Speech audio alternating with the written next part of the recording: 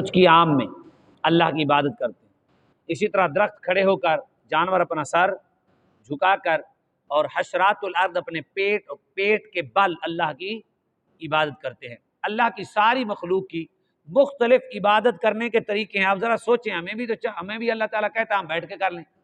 لیکن اللہ نے فرمایا جتنی میری مخلوق جس طرح کرتی ہے وہ سارے طریقے جمع کر کے نماز میں رکھ دیے۔ اور پھر سمجھنے والی بات، جتنے وظائف امت کے پاس، ساری کائنات کے پاس اعلیٰ وظیفے، مشکوٰۃ شریف میں حدیث ہے، یہ جو فرشتے ہیں جتنی ان کے پاس پاور اور قوت ہے، یہ سبحان اللہ پڑھتے ہیں۔ کیا پڑھتے ہیں؟ فرشتوں کی تسبیح ہے۔ یہ ان کے اندر لطافت، نورانیت، پاکیزگی جتنی بھی ہے وہ اس تسبیح کو پڑھتے ہیں، اور جلدی سے فرشتے سارے کام کر لیتے ہیں۔ آنے واحد میں کروڑوں لوگوں کی اسرائیل روح نکال لیتے ہیں، آنے واحد میں۔ اور جو فرشتے روح لے جاتے ہیں وہ الگ، سورج پر ڈیوٹی، کہاں کہاں ڈیوٹی ہے، سارے فرشتے آنے واحد میں کرتے ہیں، ان کی تسبیح کیا ہے؟ تو جو اعلیٰ، اور اللہ نے جب اپنے محبوب کو بلایا تو کیا فرمایا؟ سبحان الذی اسریٰ بعبدہ۔ معراج پر بھی یہ لفظ بولا گیا کہ اللہ تعالیٰ یہ کہتا کہ اللہ نے بلایا، اللہ الذی، اللہ فرما دیتا سبحان الذی ہے نا، اللہ الذی اسریٰ بعبدہ، لیکن کیا فرمایا؟ سبحان الذی، سبحان فرمایا، حالانکہ اللہ ہے وہ، اس کی صفت ہے سبحان، لیکن اللہ نے سبحان اس لیے فرمایا کہ سبحان میں وہ لطافت ہے، وہ نورانیت ہے کہ یہ جو ہم 14 کلومیٹر اوپر جائیں تو ہم آکسیجن کی ہمیں ضرورت پڑتی ہے، پھر ہم زندہ نہیں رہ سکتے، تو جو سبحان کے ساتھ یاری لگائے ہوگا تو اس کی ساری کائنات کی جتنی چیزیں ہیں نقصان نہیں دے سکتی، اس کا سفر جو ہے برقرار رہتا ہے۔ اس لیے اللہ نے فرمایا کہ میں اپنی اس صفت کے نور سے اپنے محبوب کو لے گیا، جو میری صفت کوئی اور بھی پڑھ لے تو وہ بھی یہ سفر طے کر لیتا ہے۔ تو اللہ نے ہماری نماز میں کثرت کے ساتھ تسبیح کون سی رکھی؟ اور چنی کس نے؟ رسول اللہ صلی اللہ علیہ وسلم۔ نماز کے سارے وظیفے اللہ نے اپنے حبیب کو چننے کی اختیار عطا فرمایا، اور پھر وہ جو کچھ مصطفیٰ پڑھتے ہوئے اللہ کی قربتیں دیکھتے رہے، وہ سارا کچھ نماز میں، ساری معراج پہ گئے، یہ فرشتہ کیا پڑھتا ہے تو اس کو کیا ملتا ہے، یہ رکوع میں پڑھتا ہے تو کیا ملتا ہے، سجدے میں پڑھتا ہے تو کیا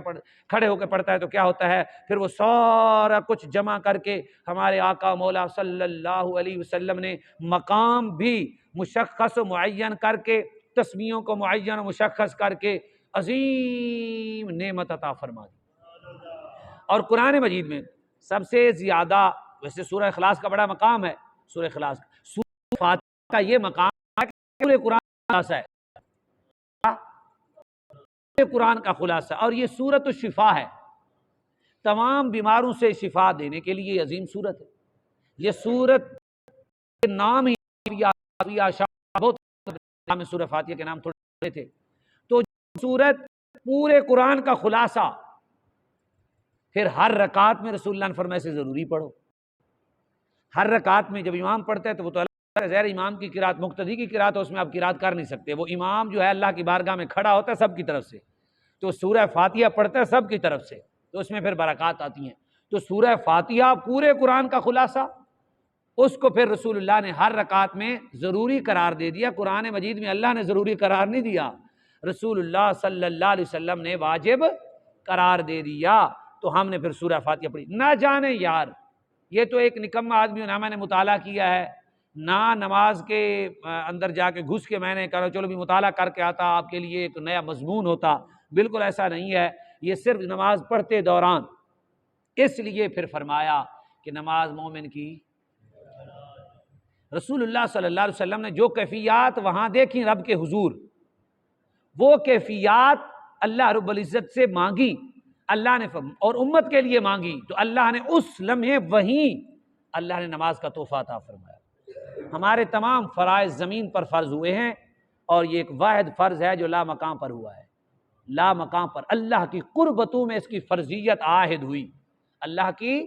قربتوں میں اللہ رب العزت نے پھر یہ عطا فرمائی۔ اور پھر جب رسول اللہ صلی اللہ علیہ وسلم تشریف لائے، وہ کیفیات، وہ انوار، وہ تجلیات، وہ رب کی قربتوں میں حضور نے نماز پہلے بھی ادا فرماتے تھے، پھر حضور نے نماز فرمائی تو جب حضور نے مشاہدہ فرمایا، فرمایا الصلاۃ معراج میرے آقا نے فرمایا میں تمہیں بتاتا ہوں، میں نے مشاہدہ کیا ہے، نماز تمہارا معراج ہے۔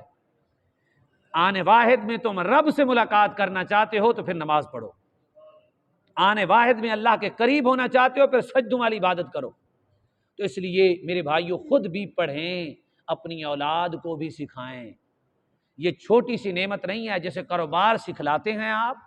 اس کے ٹیوشن وغیرہ اور اس کے اسکول و کالج کے معاملات کا خیال رکھتے ہیں، ایسے ہی بالکل اپنے بچے کو قریب بٹھا کے سکھائیں اسے کہ بیٹا یہ بہت بڑی دولت ہے، بہت بڑی نعمت ہے۔ حدیثوں میں اللہ رب العزت نے، قرآن پاک میں ہے کہ جو بندہ نماز پڑھتا ہے اللہ تعالیٰ اس کے رزق کا ذمہ خود لے لیتا ہے، اس کی موت بری واقع نہیں ہوتی۔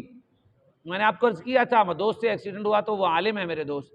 تو بالکل قریب سے وہ ٹرالی گزر رہی تھی تو ہم اتنے بچ گئے ٹائر سے، تو اس کھڑے ہوتے ہی اس نے مجھے کہا، بڑا میرا دل خوش ہوا، اس نے مجھے کہا کہ پنجابی میں کہتے ہیں نا، یہ ایک زبان ہے، انہوں نے کہا جی اللہ تعالیٰ ایڈا بے عزت کر کے انہوں نہیں ماردا جڑا سجدے کردا ہوئے۔ نے کہا ہم گناہگار ضرور ہیں، ہم نماز پڑھتے ہیں، اللہ نے ان سجدوں کی برکت سے میں آج بچا لیا۔ تو اللہ تعالیٰ ایسے اس کو یعنی موت نہیں دیتا، ایسی موت جس سے لوگ پریشان ہوں، اور اس کو ایسی موت دیتا ہے کہ لوگ رشک کرتے ہیں، کہتے ہیں کہ یار کیا بات ہے، نماز مسجد سے نکل رہا تھا، قرآن پڑھ کے بیٹھا ہوا تھا، وظیفہ پڑھ رہا تھا، ہاتھ میں تسبیح تھی، قرآن کے ساتھ فلاں کر رہا تھا، فلاں کام کر رہا تھا۔ میں نے آنکھوں سے دیکھا ایسا، اور کئی دفعہ واقعات ایسے ہوئے ہیں، نمازی حضرات کی موت دیکھ کے رشک آتا ہے، جس کی عادت بن گئی ہے، جس کو نماز سے محبت ہے۔ تو اس لیے یہ بہت بڑی نعمت ہے، اسے خود سیکھیں۔ بلکہ آج ایک تہیہ کرتے ہیں ہم،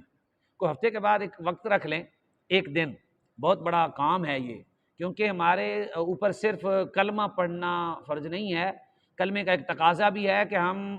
جو کچھ ہم سیکھے ہوئے ہیں لوگوں کو بھی سکھائیں۔ اگر ہم سارے ایک دن نماز کا بنائیں، ہاتھ باندھنے کا سیکھیں، پھر اس کے اندر نماز کیسے پڑھنی ہے، اور پھر یہی دن، پھر وہی دن ایک دن ہم سیکھیں اور ایک دن ہم لوگوں کو سکھلائیں، سب کو دعوت دیں، بخشش کا سامان ہے بھائی، ڈرنے والی کون سی بات ہے، سب کو دعوت دیں، بھائی 10 منٹ ہمیں دے دیں، ہم نے آپ کو نماز سکھانی ہے، ہم نے آپ کو کلمہ سکھانا ہے،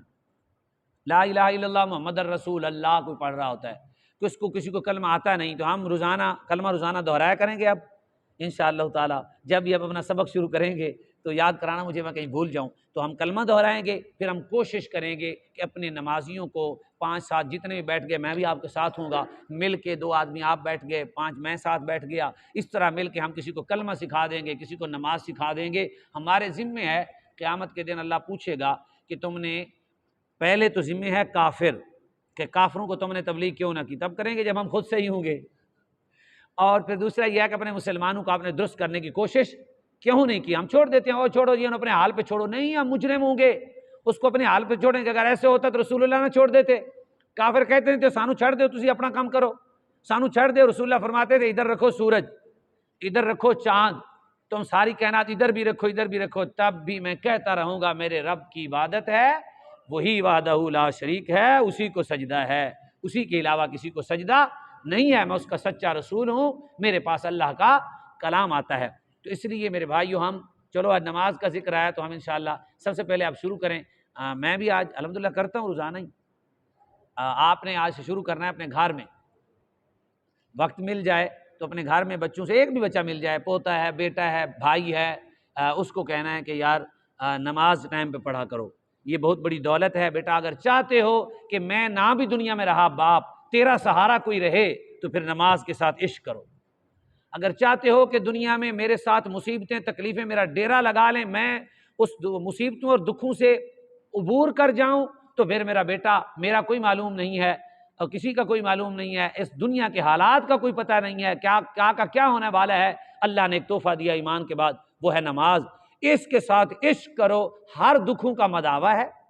ہر تکلیف اور ہر بیماری کا دوا ہے، اور اللہ رب العزت کی بارگاہ میں قربت کا ذریعہ ہے۔ اتنا جملہ یاد کر لیں کہ میں یہاں ہوں نا، اگر آپ نے نماز سے عشق کیا تو میری ضرورت بھی آپ کو نہیں رہے گی، کسی کی ضرورت نہیں رہے گی۔ اس کے ساتھ عشق کرو، اس کو سیکھو، اس کو للہیت کے ساتھ پڑھو، اس کو خلوص کے ساتھ پڑھو، اکیلے میں پڑھو۔ میرے آقا کی حدیث ہے، جو شخص محبت کے ساتھ وضو کر کے، اچھے طریقے سے وضو کر کے پھر غور و فکر کرتا ہے نماز میں، نماز کے اندر لفظوں میں گھس جاتا ہے، فرمایا صرف 2 رکعت پڑھ لے، اس کے سابقہ سارے گناہ اللہ معاف فرما دے۔ صرف 2 رکعت کھب کے، اس کے اندر محو ہو کے، اس کے اندر ڈوب کے، اس کے اندر غوطہ زن ہو کر نماز پڑھے گا، تو یہ بہت بڑی عبادت ہے۔ بہرحال اللہ کا شکر ہے ہم نکموں کو جس نے اتنی بڑی نعمت عطا فرمائی، بہت بڑی نعمت اللہ نے عطا فرمائی۔ کسی امت کو اللہ نے یہ طریقہ نماز نہیں دیا۔ کسی کا سجدہ آپ دیکھیں، یہودیوں کے سجدے، مختلف قوموں کے سجدے ایسے ہیں، کسی کا صرف کھڑے ہونا ہے، کچھ کہنا ہے اور چلے جانا ہے، کسی نے آ کے دو زانوں بیٹھنا ہے، کچھ کہنا ہے، چلے جانا ہے، اور کسی کے تمام امتوں میں سے کسی کو اللہ نے وضو نہیں دیا، نبیوں کو دیا ہے۔ کسی کو وضو بھی نہیں دیا، نبیوں کو دیا ہے۔ اتنا پاکیزہ چیز ہے وضو۔ میرے آقا کی حدیث ہے، جو شخص 24 گھنٹے کوشش کرے میں وضو رہوں، باوضو رہوں، تو وضو کے ساتھ اگر دنیا سے گیا تو اللہ تعالیٰ اس کو شہادت کا مرتبہ عطا فرمائے گا۔ اس قدر عظیم عبادت ہے وضو، تو یہ ہم نماز کے لیے کرتے ہیں۔ تو میرے بھائیو، اللہ تعالیٰ نے بہت بڑی نعمت دی ہے۔ تو آج اقیم الصلاۃ تھا تو میں نے کہا چلو ہم جو ہے نا مل کے برکتیں کر لیں۔ جی، کہ تمہیں اللہ دیکھ رہا ہے، تم اللہ کو دیکھ رہے ہو۔ اگر ایسا نہیں ہو سکتا تو پھر اللہ، ہاں، تو یہ کوشش کرنا، یہ مقام تصوف ہے۔ اللہ تعالیٰ ہم سب کو نصیب فرمائے۔ اللہ تعالیٰ برکاتہ۔ سبحانک اللہ